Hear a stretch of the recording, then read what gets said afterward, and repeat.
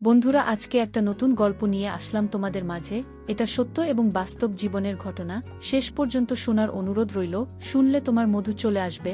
দেরি না করে চলো শুরু করা যাক। আপনার লজ্জা করে না একটা বাচ্চা মেয়েকে বিয়ে করতে? আপনি আমার ঘর থেকে এখনই চলে যান। তখন আমার স্বামী বলেছিল, আমি তোমাকে বিয়ে করতে চাইনি, আমার মায়ের জন্যই বিয়েটা করেছি। আমার বউ তখন বলল, আপনি এখনই চলে যান, আমার কাছে আসবেন না। আমার এই কথা শুনে আমার স্বামী রাগান্বিত হয়ে গেল। তারপর আমাকে ধাক্কা মেরে বিছানায় ফেলে দিল। বন্ধুরা, তারপর কি হয়েছিল জানতে ভিডিওটি শেষ পর্যন্ত দেখতে থাকুন। তাহলে চলুন বন্ধুরা, মূল ঘটনাটি শুরু করি। আমার মা কেমন আছে জিজ্ঞেস করতেন। এরপরে কথায় কথায় আমাকে উপদেশ দেয়া শুরু করতেন, যেটা তিনি প্রতিদিনই দিয়ে থাকেন। মা আমাকে বলতেন, মা আমার বোমাকে বিরক্ত করবি না, কারণ ও এখন ছোট মানুষ, তার সাথে জোর জবরদস্তি করার চেষ্টা করবি না। বাবা, তা এখনো বয়স কম, বাচ্চা মানুষের সম্পর্ক তা বোঝার জন্য তার আরও কিছুটা সময় চায়। আমি কোনো সম্পর্কে কথা বলছি, তুই নিজেই বুঝতে পারছিস আমি কি বলতে চাইছি। সে এখনো খুবই ছোট। স্বামী স্ত্রীর সম্পর্কের কষ্ট হয়তো এখনো সে সহ্য করতে পারবে না। মায়ের কথা শুনে আমার মাথা নিচু হয়ে গেল। মায়ের এই একই কথা প্রতিদিন শুনে আমি ভীষণ লজ্জায় পড়ে যেতাম। আমি একজন যুবক পুরুষ, সব কিছু বোঝার মতো আমারও বয়স হয়েছে, কিন্তু জানি না আমার মা কেন আমাকে বিশ্বাস করতে পারে না। আজ অবধি আমি বুঝতে পারলাম না আমার মা কি চায়। তিনি নিজেই আমার বিয়ে একটা ছোট মেয়ের সাথে করিয়ে দিলেন। আর বিয়ের পর থেকে প্রতিদিন আমার মা আমাকে একই উপদেশ দিয়ে যাচ্ছেন যে নিজের বউয়ের কাছে যাবি না, ওর সাথে কিছু চেষ্টা করবি না, ওকে কিছুটা সময় দেয়। আর এখনই তার সাথে ঘনিষ্ঠ হচ্ছে না, এই সম্পর্কে নেভানোর জন্য এখনো খুব ছোট। মায়ের এই কথাটা খুব অদ্ভুত লাগত যে মেয়ের বিয়ে হয়ে গেছে, যার বাড়ির লোকেরা তার বিদায়ও দিয়ে দিয়েছে, তাকে আমার মা এত ছোট প্রমাণ করত যেন সে কয়েক বছরের বাচ্চা মেয়ে। আমি প্রতিদিনের মতো মাথা নিচু করে বসে রইলাম। তারপরে যখন নিজের ঘরে গেলাম, তখন আমার স্ত্রী মাথা নিচু করে ঘর থেকে বেরিয়ে গেল। আমি কিছুটা অবাক হতাম। আমি ওর স্বামী, কোনো পরপুরুষ না, কিন্তু ও সবসময় আমাকে দেখে সংকুচিত হয়ে থাকত। যখনই আমি ঘরে ঢুকতাম তখনই ঘর থেকে বেরিয়ে যেত। হ্যাঁ, আমি মানছি ওর বয়স কম, কিন্তু এতটাও না যে ও আমার সাথে বসে দুইটা কথা বলতে পারবে না। আমি তো আর মায়ের কথা ছাড়া কিচ্ছু করব না, সে যাই বলে আমি তা ও মানতে রাজি আছি। কিন্তু ও তো ভুল করেও আমার সাথে কথা বলে না। আমার বইয়ের নাম দীপা, ওর বয়স এখন 15 বছর, আমার বয়স 22। আমি মানছি ওর বয়স কম, কিন্তু আমিও কোনো অশিক্ষিত অসভ্য লোক না যে ওকে কোনো কষ্ট দেব। আমার স্ত্রী হওয়ার পরেও নিজেকে আমার সামনে লুকিয়ে রাখে। এখন আমার মায়ের উপরে রাগ হচ্ছিল। এই সব কিছু আমার মায়ের কারণে হয়েছে। তার প্রতিদিনের দেওয়া উপদেশ আমার বউয়ের মাথা খারাপ করে দিয়েছে। আর মায়ের উপদেশের কারণেও সবসময় আমার থেকে দূরে দূরে থাকত। মাঝে মাঝে আমার মনে হতো দীপা সত্যিই খুব অবুঝ মেয়ে, যে এসব ব্যাপারে কিছুই বোঝে না। আমি ওকে বিরক্ত করার চেষ্টা করতাম না, তবু আমাকে দেখে খুব ঘাবড়ে যেত। রাতে আমরা দুজনে একই ঘরে ঘুমাতাম, আর নিজের বুকে এত কাছে দেখে মাঝে মাঝে রাতের বেলা আমার ঘুম আসত না। কিন্তু মাকে দেওয়া কসমের কারণে আমি কিছু পারতাম না। আমার মায়ের কথা মতো আমার বুকে কমপক্ষে 2 বছরের সময় দেওয়া উচিত। ওর বয়স না বাড়া পর্যন্ত আমি যেন অপেক্ষা করি। একটা কথা আমি কিছুতেই বুঝতে পারতাম না যে যদি আমি ওর স্বামীর দায়িত্ব পালন না করতে পারি, তাহলে আমার মা ওর সাথে আমার বিয়ে কেন দিয়েছিলেন। কয়েক বছর অপেক্ষা করে তারপরে না হয় এই বিয়ে করতাম। আমার মনে আছে বাসরাতে আমার মা আমাকে নিজের কাছে ডেকে বলেছিলেন, একে সামলে রাখিস, এখনো তবু খুব ছোট একটি কিছুটা সময় দিই, যাতে মন থেকে তৈরি হতে পারে। সেই সময় আমি অবাক চোখে মায়ের দিকে তাকিয়ে রইলাম, কারণ আমার বিয়ে আমার মায়ের ইচ্ছাতেই হয়েছিল। এই রাতের কথা ভেবে আমি না জানি কত স্বপ্ন আমার চোখের সাজিয়ে রেখেছিলাম। আমার মন উতলা হয়ে উঠেছিল নিজের স্ত্রীকে পাওয়ার জন্য। আর আমার মা আমার সমস্ত স্বপ্ন ভেঙে চুরমার করে দিল। আমার মুখে চিন্তার ছাপ দেখে আমার মা আমাকে বোঝাতে লাগলো যে রাকেশ, চিন্তা করিস না, বেশ কিছু দিনের ব্যাপার, যখন সম্বন্ধে ব্যাপারে বুঝতে শিখবে আর বড় হয়ে যাবে, তখন তুমি নিজের বিবাহিত জীবন শুরু করিস। কিন্তু এখন ওর সাথে কোনো কিছু না। যদি কিছু উল্টোপাল্টা হয়ে যায় তাহলে আমরা লোকের সামনে মুখ দেখাব কিভাবে? মায়ের কথা শুনে আমি অবাক হয়ে গেছিলাম। তিনি নিজের যুবক ছেলের বিয়ে দিয়ে এ কেমন কথা বলছেন? আমি একটা যুবক পুরুষ, আমারও কিছু চাহিদা আছে।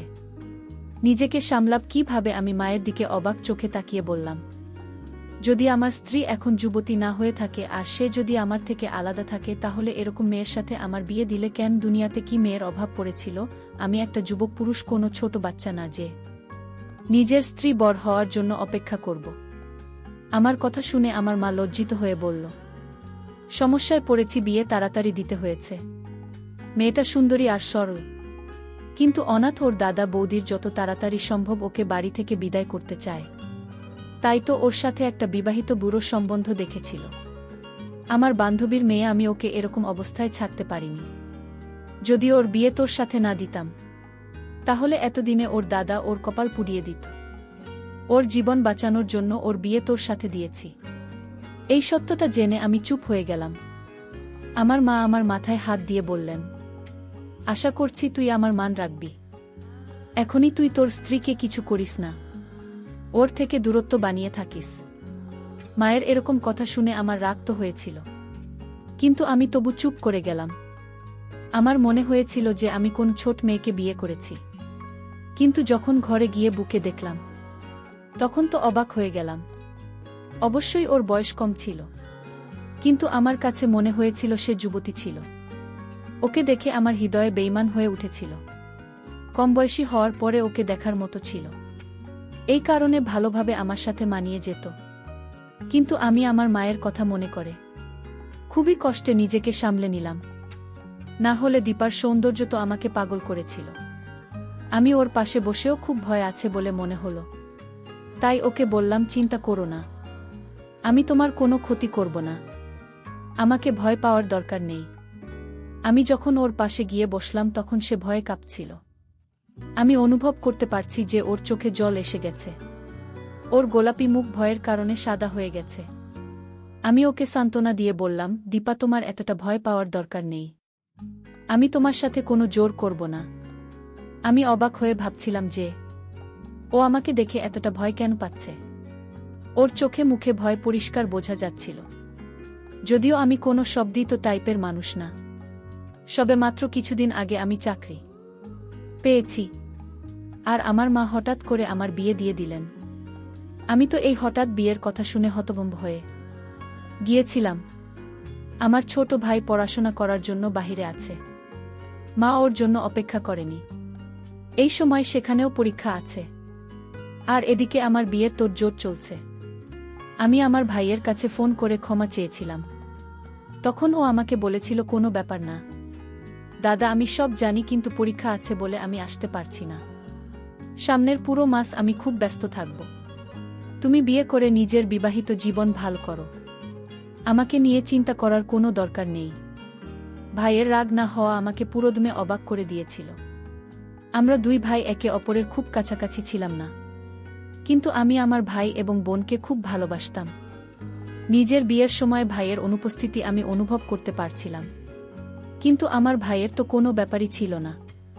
বিয়ে সুন্দরভাবে হয়ে গেলে আমার কোনো সমস্যা হয়নি, কিন্তু এখন মায়ের ব্যবহার আর বউ আমার থেকে পালিয়ে বেড়ানো। মায়ের সবসময় আমাকে উপদেশ দেওয়া যে নিজের বুকে কোনোমতে কষ্ট দিবি না। কিছুই বুঝতে পারছি না। আমার মা সবসময় বলতো, দীপা এখনো ছোট বাচ্চা, কিছুই বোঝে না, এটা সেটা, কিন্তু এটাও সত্যি যে আমার স্ত্রী কোনো ছোট বাচ্চা না। পুরো যুবতী মেয়ে, ওর সেজেগুজে রেডি হয়ে নিজের বান্ধবীদের সাথে দেখা করতে যেত, তাদের সাথে হেসে হেসে কথা বলতো। শুধু আমার সাথে কথা বলতো না, ব্যাস আমি ওকে মন ভরে দেখতাম। কিন্তু আমার মাথায় সব সময় আমার মায়ের উপদেশ ঘুরতে থাকত। কিছুদিনের মধ্যেই আমার মেজাজ খিটখিটে হতে লাগল। সাধারণ ব্যাপার নিয়ে আমি রাগান্বিত হতাম। আমি একটা যুবক ছেলে, আমার আবেগ আমাকে শান্তিতে থাকতে দিত না। আমার বউ আমার বিছানাতে এক সাইডে শুয়ে থাকত। রাতের পর রাত আমার ঘুম আসত না। মন চাইতো সব কিছু ভুলে আমি দীপাকে, কিন্তু মায়ের কথা ফেলতে পারছিলাম না। যদি তিনি জানতে পারেন তাহলে আমার সম্মান তার চোখে শেষ হয়ে যাবে। এই ভেবে আমি নিজেকে সামলে করে নিতাম। এটা এমন একটা বিয়ে যাতে নিজের বউয়ের থেকে দূরত্ব বানিয়ে থাকতে হচ্ছে। এখন আমার অফিসের কাজে মন বসছে না।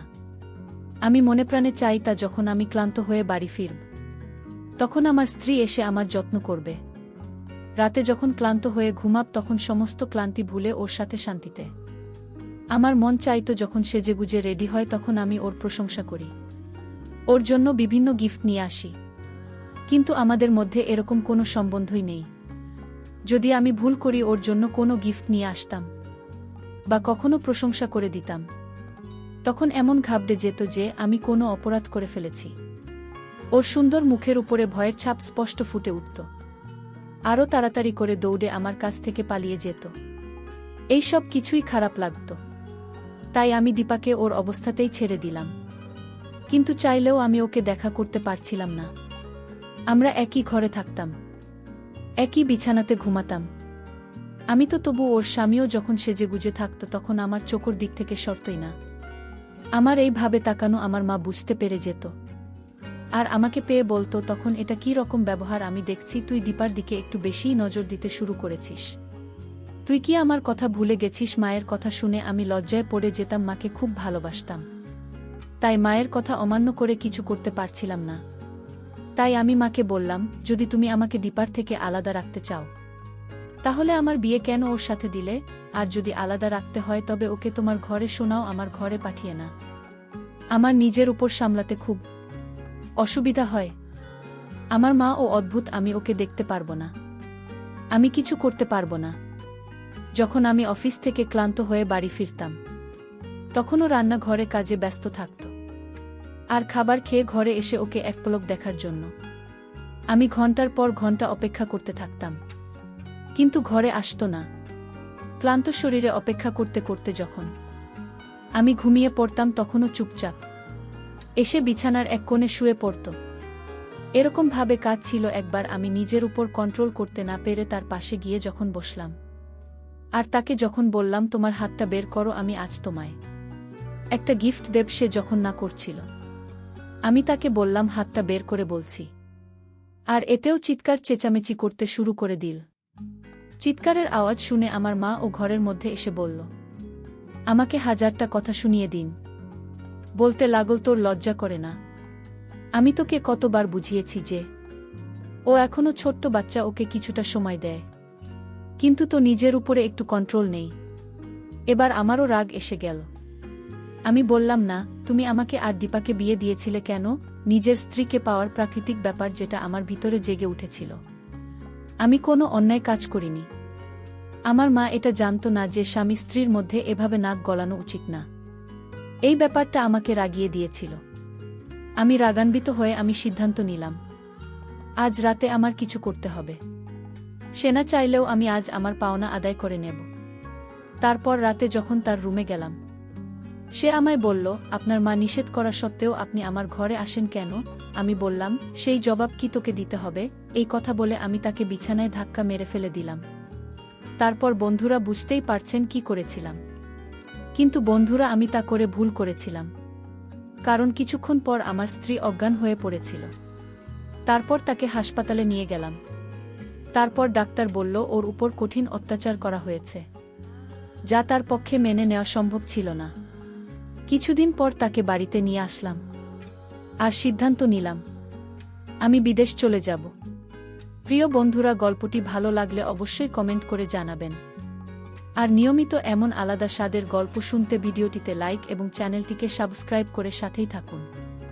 আর হ্যাঁ, নোটিফিকেশন বেলটি অল করে রাখবেন, যাতে পরবর্তী গল্প সবার প্রথমে আপনাদের কাছে পৌঁছে যায়। ধন্যবাদ বন্ধুরা, ধন্যবাদ সবাইকে।